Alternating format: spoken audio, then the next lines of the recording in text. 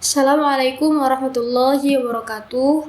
Perkenalkan, nama saya Najul Firahmi, NIM 0101222075 dari Komunikasi dan Penyiaran Islam KPIB, Fakultas Dakwah dan Komunikasi Universitas Islam Negeri Sumatera Utara. Di sini saya akan mempresentasikan PowerPoint saya yang dimana ini adalah tugas ujian akhir semester mata kuliah hadis tematik dosen pembimbing, dosen pengampu, Bapak Haji Muhammad Iqbal Abdul Muin, LCMA. Langsung saja kita mulai. Di sini saya mengambil judul Etika Komunikasi Islam, yang dimana kita mulai dari pengertiannya dahulu. Menurut Abdul Somad Arif dan kawan-kawan dalam buku Dasar-Dasar Komunikasi Bisnis 2021, etika adalah prinsip untuk mengatur perilaku dalam masyarakat. Sedangkan komunikasi adalah hubungan interaksi antar manusia berupa pengiriman dan penerimaan pesan. Jadi, etika komunikasi bisa diartikan sebagai prinsip yang mengatur hubungan interaksi antar manusia. Etika komunikasi juga dapat diartikan sebagai norma, nilai, aturan yang dipakai dalam komunikasi. Selanjutnya, ada hadis yang terkait dengan etika komunikasi. Nah, dalam Islam kan kita sudah tahu bahwa adab, akhlak itu selalu beriringan, juga etika itu selalu beriringan, dan tidak pernah dalam Islam seperti yang kita tahu bahwa etika dan adab, akhlak itu juga selalu beriringan. Nah, mari kita simak hadis tentang etika berikut ini.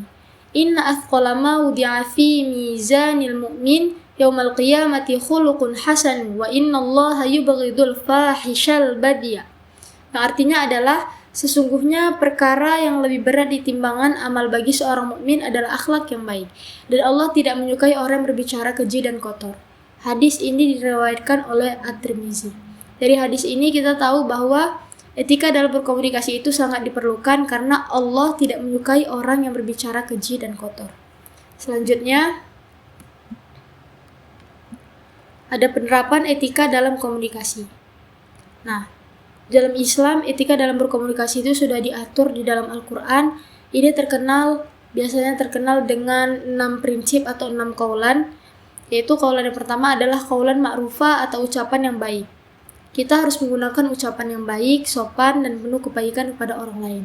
Qaulan ma'rufah ini dicantumkan di dalam Al-Quran qaulan ma'rufah ini telah tercantum dalam Al-Quran surah An-Nisa ayat 5. Yang kedua ada qaulan karimah atau ucapan yang mulia. Mengucapkan kata-kata yang penuh dengan nilai-nilai kebaikan, moralitas, dan keadilan. Qaulan karimah ini tercantum dalam Al-Quran surah Al-Isra ayat 23. Yang ketiga ada qaulan sadida atau ucapan yang lurus.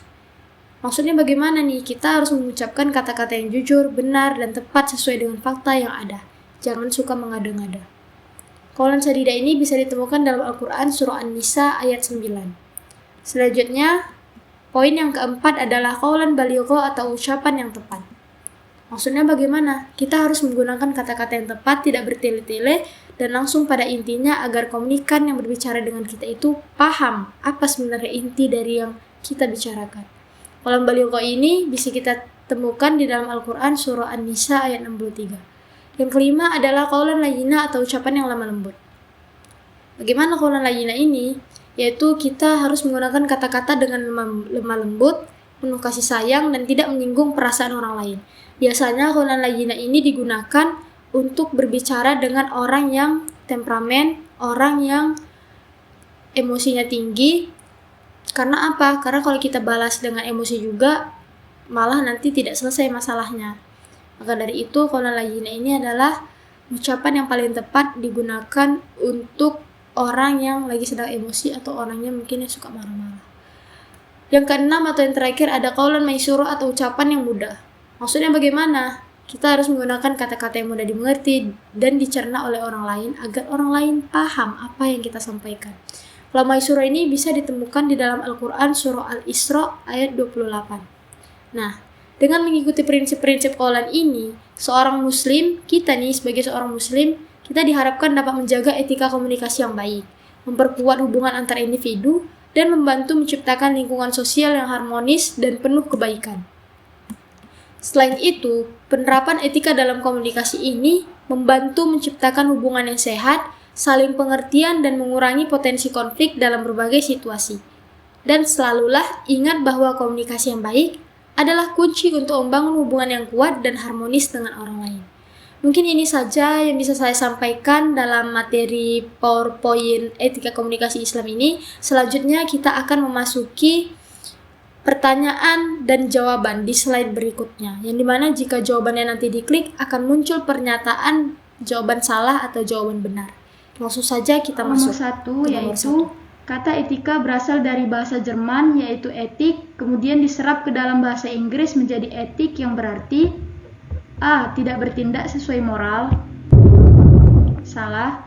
B. Bertindak atas moralitas atau selaras dengan patokan moral yang berlaku dalam masyarakat tertentu. Benar. C. Selalu melanggar aturan. Salah. D. Bersikap adil kepada orang tua. Salah.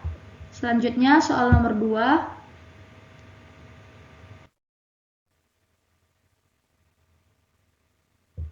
Agar komunikasi dapat berlangsung efektif, maka kita sebagai orang muslim harus memakai etika komunikasi Islam.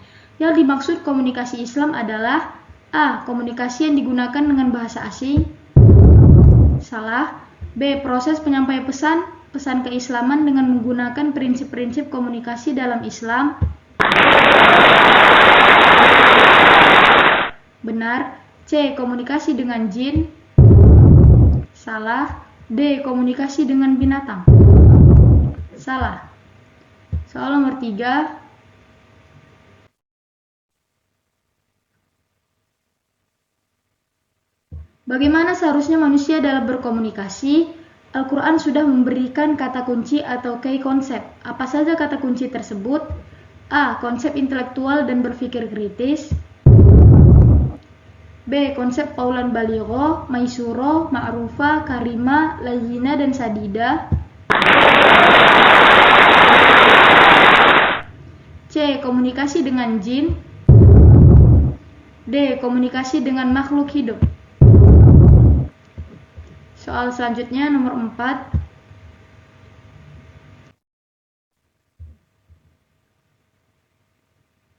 Di soal nomor 4 ini ada ayat Al-Quran yang berbunyi Bismillahirrahmanirrahim. Ulaika alladzina ya'lamullahu ma fi qulubihim fa'arid anhum wa'izhum wa qul lahum fi anfusihim qawlan baligha. Ayat tersebut menjelaskan tentang A. Konsep intelektual dan berpikir kritis. Salah. B. Komunikasi dengan menggunakan perkataan yang sampai dan membekas. Benar. C. Komunikasi dengan jin. Salah. D. Komunikasi dengan orang tua. Salah. Soal terakhir yaitu soal nomor 5.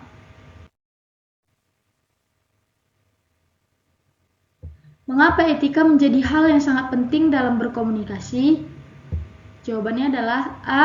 Karena etika bisa membuat lebih percaya diri. Salah. B. Karena jika komunikasi tidak dibarengi dengan etika, maka komunikasi tersebut tidak akan sampai dengan efektif kepada komunikan. Benar. C. Karena etika asik.